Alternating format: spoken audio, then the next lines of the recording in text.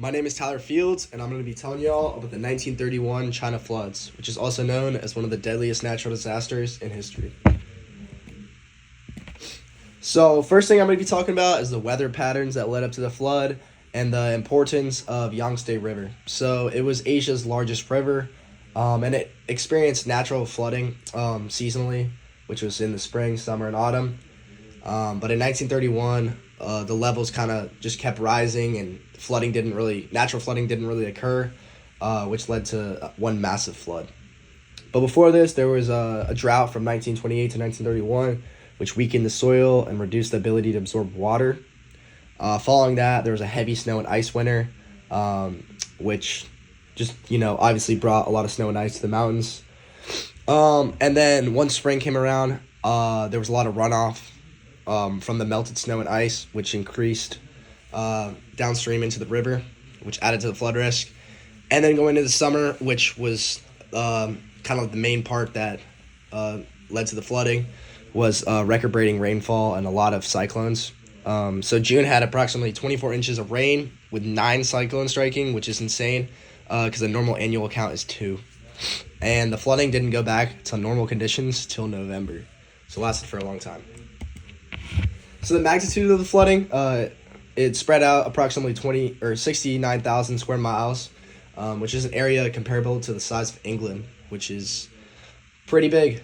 The main provinces affected, I'm not going to name every single one because I don't want to mess up their pronunciation, but a lot of central and eastern China was affected. So I mentioned this earlier, but the Yangtze River experienced seasonal flooding 3 times a year: spring, summer, autumn.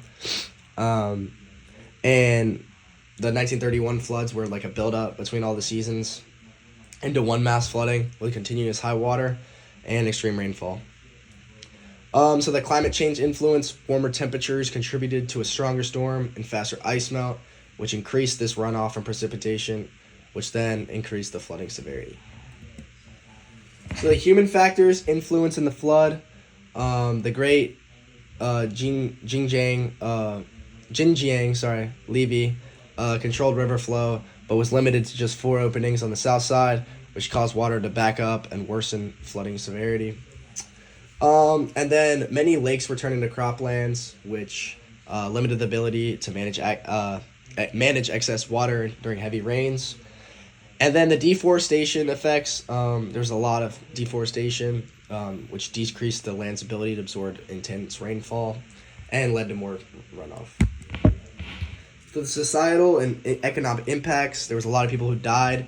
I'm going to be talking about this later, the controversy, but there was an estimated of 150,000 people who drowned in the first months.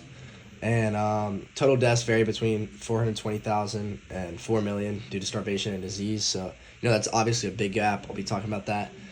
The disease outbreaks, there's a lot of floodwaters and displacement, which led to cholera, malaria, measles, dysentery outbreaks, which worsened the crisis.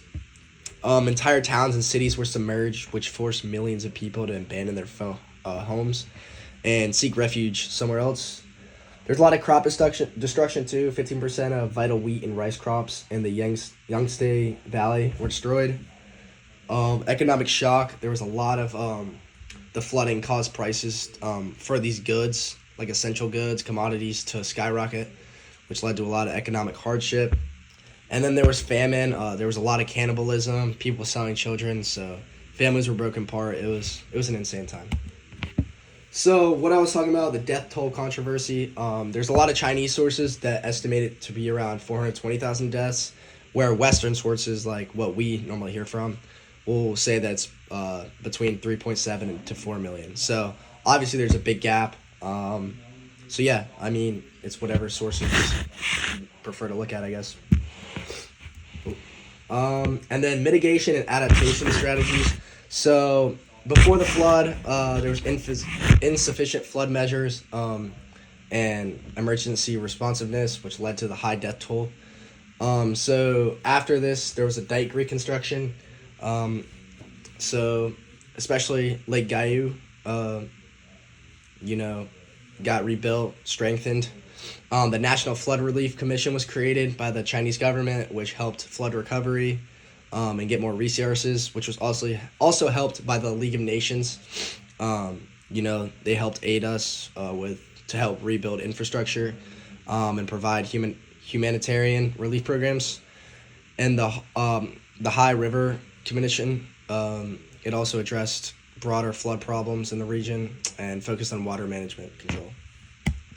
So that's all I have for y'all.